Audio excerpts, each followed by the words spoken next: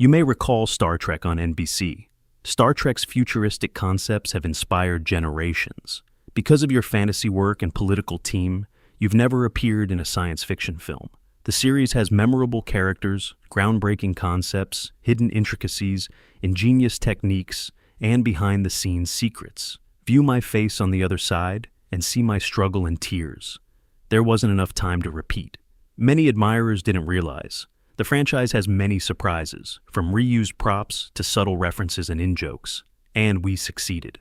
My mail went like that when that show aired. Star Trek aficionados never noticed these things. 15. The hardest scene. Star Trek fans never see these items, yet they expose the show's most powerful behind-the-scenes stories. Grace Lee Whitney played Yeoman Janice Rand in Star Trek: The Original Series. Her career was filled with victory and tragedy.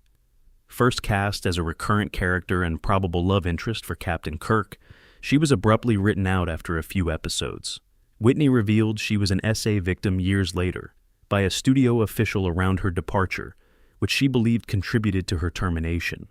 The Enemy Within, where an evil Kirk attacks Rand, was one of her hardest parts. She praised William Shatner for being respectful during the difficult filming. Whitney returned to Star Trek films and Voyager after years of addiction. Her strength in claiming Spock never needed me for my body, he needed me for my feelings, shows her character's silent admiration for him. 14. The original Star Trek was covertly ruined by NBC, along with its cancellation.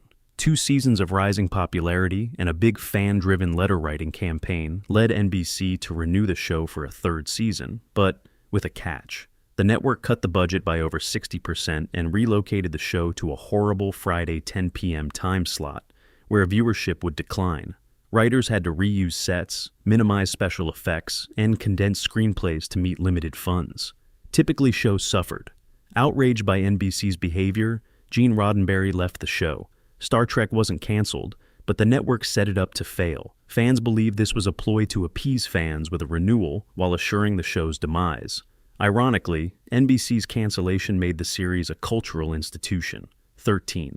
They shared one of Star Trek's most memorable on-screen partnerships, but their real-life connection was much more problematic. Early in the original series, they weren't close. Leader Shatner felt frightened by Nimoy's burgeoning fame as Spock. Respect and similar experiences made them friends over time. The two attended conventions, appeared in interviews, and supported each other through life changes. In Nimoy's final years, their friendship soured. Shatner claims Nimoy ceased talking to him without explanation. Shatner used Nimoy footage in his documentary, The Captains, without authorization, according to many. Nimoy never reconciled with Shatner until his 2015 death, viewing this as a betrayal. Shatner skipped Nimoy's burial due to a charity obligation, which received criticism. He later expressed regret, stating he tried to apologize but never got the chance.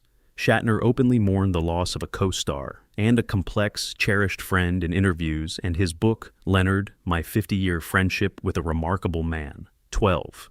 Day of the Dove from Star Trek, the original series, showed the Klingons stomping around in their customary gloomy, war-ready demeanor. Strong personalities, slick hair, and strange military attire characterized them. Did you ever examine their belts? Seriously, look closely. What seems like high-tech armor or a futuristic buckle is simpler and cheaper: bubble wrap. Yes, the stuff you pop for pleasure when a box arrives. To simulate superior alien technology, this episode's Klingon belt buckles were standard bubble wrap painted gold. Knowing this makes it nearly impossible to ignore. The bouncy texture catches the light, revealing its earthly roots. The props team had to be innovative with a tight budget and time frames. It sort of worked. Most admirers missed it for decades. This wasn't an isolated incident. The futuristic items in numerous episodes were constructed from everyday materials.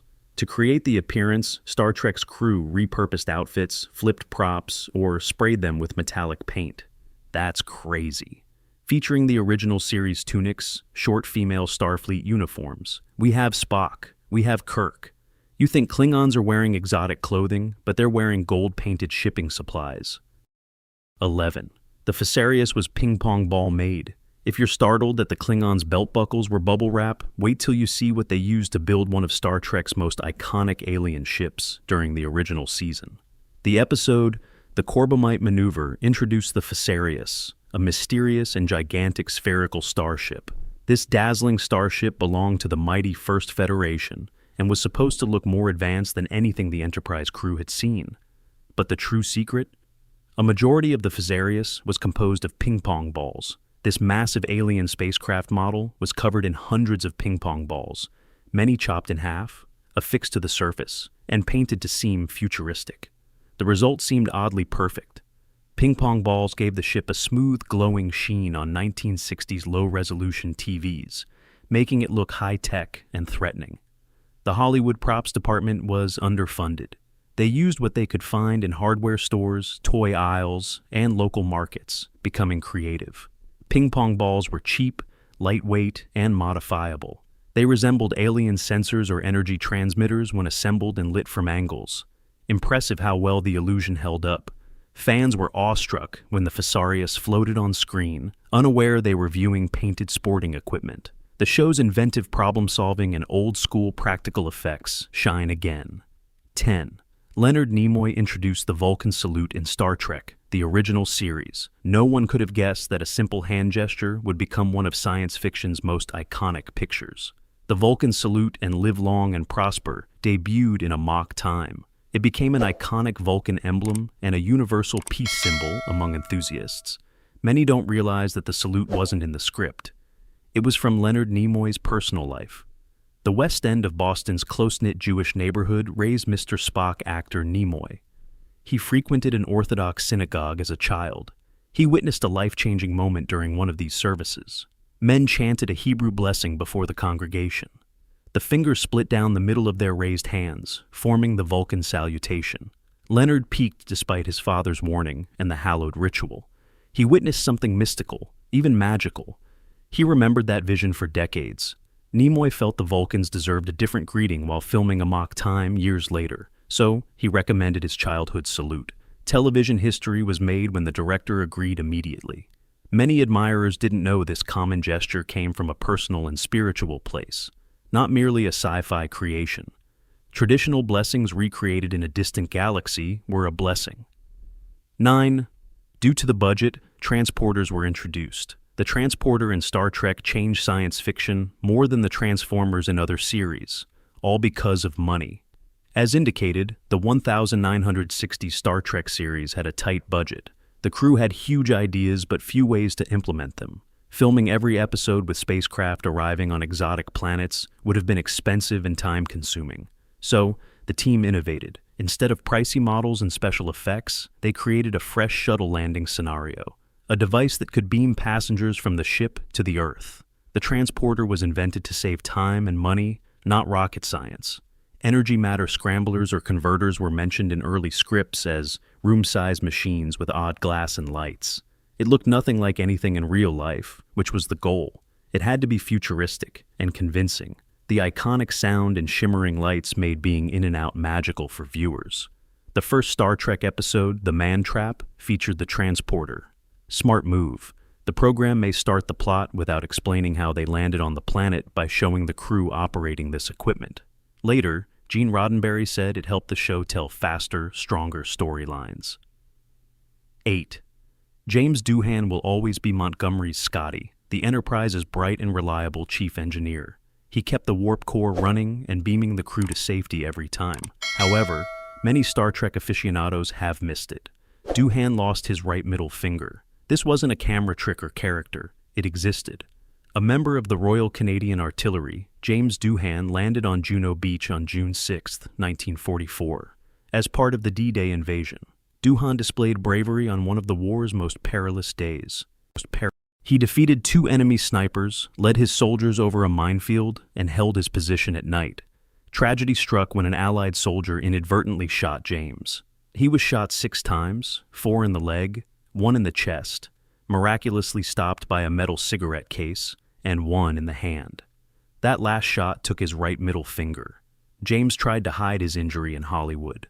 Clever camera angles, hand out of frame, and skin-colored gloves with artificial fingers were his techniques. You can see hints in episodes like The Trouble with Tribbles and The Lights of Zeta. 7. Shatner gets a bigger opening credit than Nimoy. Most people don't watch the opening credits, but if you analyze Star Trek's original series, you'll see something many fans overlooked. A small detail in the credits revealed what was happening behind the scenes from the start. Shatner's name was always bigger than Nimoy's, and not by chance. A book was written on it, a studio document from September 1966 during Season 1's production required Leonard Nimoy's name to be 75% the size of William Shatner's. Yes, Shatner's credit was always bigger and more prominent by rule. Shatner was the show's lead, and Captain Kirk was supposed to be its center. But something unexpected happened. Nimoy's calm, rational Vulcan Spock became a fan favorite. Unexpectedly, viewers connected with Spock. Spock's popularity increased tensions. Shatner didn't like sharing the attention. Therefore, the credit size rule persisted throughout the series. For early episodes, William Shatner was credited as starring, while Leonard Nimoy was merely Mr. Spock. Later, additionally starring was put before Nimoy's name to indicate his growing importance, albeit his name stays smaller on screen. 6. Aldebaran whiskey bottles. Star Trek recycling isn't over. Behind 10 Forward's bar is one of Star Trek, the next generation's cleverest prop reuses. Fans will recall Aldebaran whiskey as Guinan's uncommon and enigmatic green drink, which Captain Picard occasionally drank. It appeared strange and unearthly, but it was less so. Tennessee made that blazing green whiskey, not Aldebaran. Empty George Dickel Tennessee, sour mash whiskey bottles were used on site. The production staff cleaned them, added green-dyed liquid, and affixed a futuristic label. Just like that, Earth whiskey became intergalactic. This inventive reworking was typical of Star Trek props. Under budget and schedule constraints, the crew learned to turn everyday objects into sci-fi icons. The Romulan ale was blue water. Local merchants sold Saurian brandy in elegant glass decanters. Repurposed wine bottles or shampoo containers with wax seals and bold labels held Klingon blood wine. The props team went beyond bottles. Dental picks and model train parts were used to make Borg tools. Even Star Trek's most important element, dilithium crystals, were commonly molded plastic or resin bits illuminated from below. 5. Star Trek uniform badges. The original series may appear similar. Colorful shirts, black pants, and the arrowhead badge. But look closely, and you'll see something many admirers missed. Early in the program, Starfleet crews had different insignia. Once reserved for the USS Enterprise crew, that arrowhead is now Starfleet's insignia. In the 1960s, ships carried unique badges. The delta-shaped arrowhead on the Enterprise became famous owing to Kirk, Spock, and McCoy. However, Commodore Decker on the USS Constellation wears a different style in episodes like the Doomsday Machine, a pretzel-like swirl, unlike the Delta. In the Omega Glory, USS Exeter crew members wear a rectangular emblem with 2 horizontal lines. Old TVs with limited resolution made these details hard to see, but eagle-eyed viewers can see them. The arrowhead wasn't Starfleet's official symbol until 1979's Star Trek. Some say the Enterprise's 5-year mission was so legendary that Starfleet adopted its badge for everyone. Over time, fans disputed badge distinctions. Some early comics and publications explain them as department or mission-specific. The truth is simpler. The design evolved and became canonical. 4. Some pipes were GNDN. The Enterprise's pipes around the walls are probably unfamiliar to most of you. They're merely background. Blink and miss them. One of TV's most famous behind-the-scenes pranks is hidden in Star Trek's corridors and engineering quarters.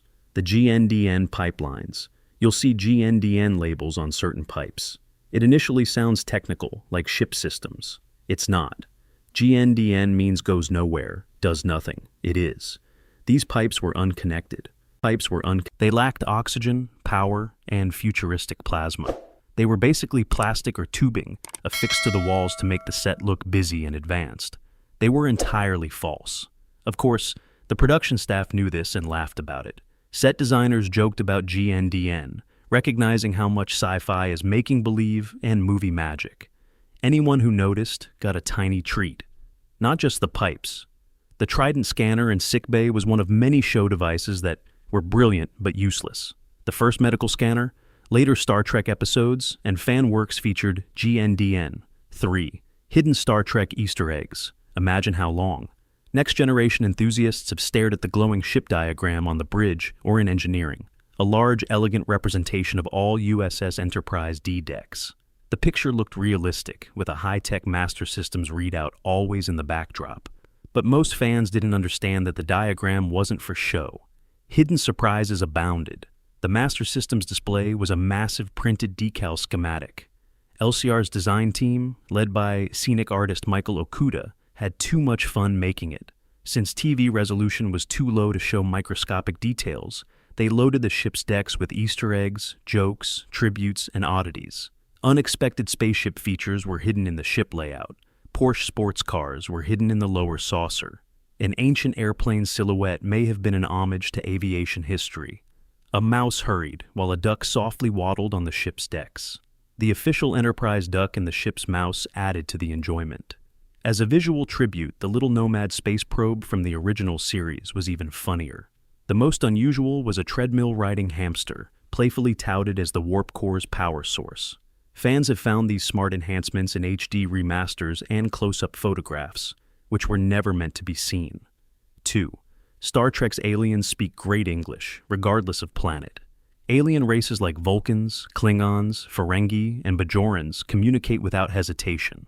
It seems normal in the show until you think about it. The universal translator is Star Trek's reason. Communicators, insignia, and ship systems use this ingenious technology. That allows people from various worlds to converse as if they spoke the same language by immediately translating alien languages. Usually, it adapts for grammar, tone, and cultural meaning. This is no gimmick. The series frequently mentions the translator. The Ferengi struggle without it in Little Green Men on Deep Space Nine. Hoshi Sato develops the early device in Enterprise, the Next Generation episode. Darmok shows its limits as it fails to interpret a metaphor-based language based on shared experience. In reality, the actors spoke English to simplify and save money on production. That requires some suspension of disbelief. The translator is believed to accurately control sound, so that one participant hears the other in their original language. Also, why do their lips fit English words? 1. Money exists in Star Trek. Star Trek often depicts a future without selfishness, poverty, or money. Captain Picard famously stated in First Contact that money doesn't exist in the 24th century. Captain Kirk said people work to develop themselves, not for fortune. It sounds great. If you look closely, you will see that money or cash never disappeared. In the original series, Kirk assured Scotty he'd earned his weekly salary. A world without money could seem odd for that line. It could have been a play on words or a language habit. It suggests things may not be as clear as they seem. Most fundamental necessities are met in the Federation. Replicators and technology make food, shelter, healthcare, and education free. People are motivated by curiosity, learning, and service, not profit. An inspiring idea. Outside the Federation, or even off-Earth, things are different. Federation residents use credits for certain things. Deep Space Nine characters use credits in Quark's bar or holosuits. Humans need to trade with the Ferengi, who love gold-pressed latinum. Other species, like Romulans and Klingons, have economies. Which Star Trek details startled you most after learning the truth? Comment and subscribe to our channel for more.